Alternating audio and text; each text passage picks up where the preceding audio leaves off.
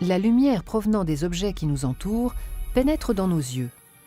Elle traverse un ensemble de milieux transparents, la cornée, l'humeur aqueuse, le cristallin, puis l'humeur vitrée.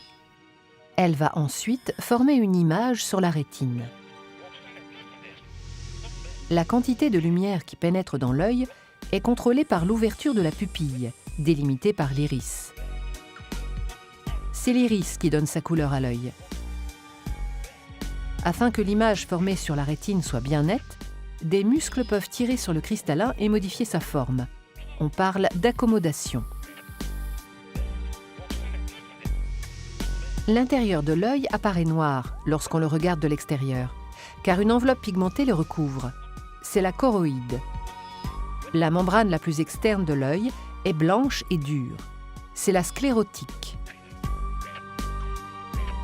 Quand la lumière arrive sur la rétine, elle déclenche des réactions chimiques dans certaines cellules nerveuses, les photorécepteurs. Il existe deux types de photorécepteurs, les cônes et les bâtonnets. Les cônes sont moins sensibles à la lumière que les bâtonnets.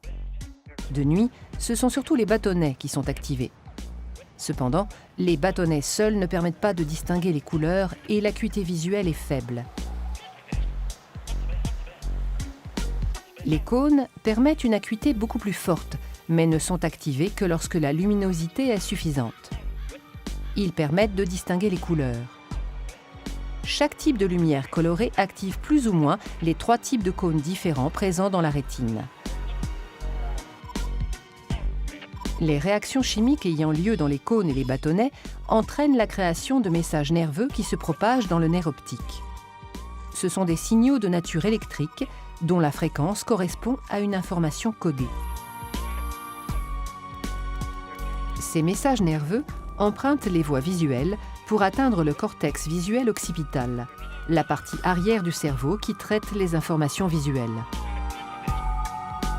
Les messages nerveux issus des parties temporales de chaque rétine se propagent sans changer d'hémisphère cérébral.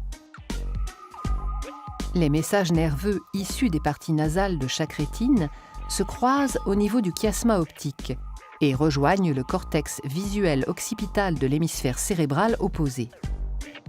Au cours de leur trajet, les messages nerveux passent d'une fibre nerveuse à une autre au niveau de zones de jonction appelées synapses.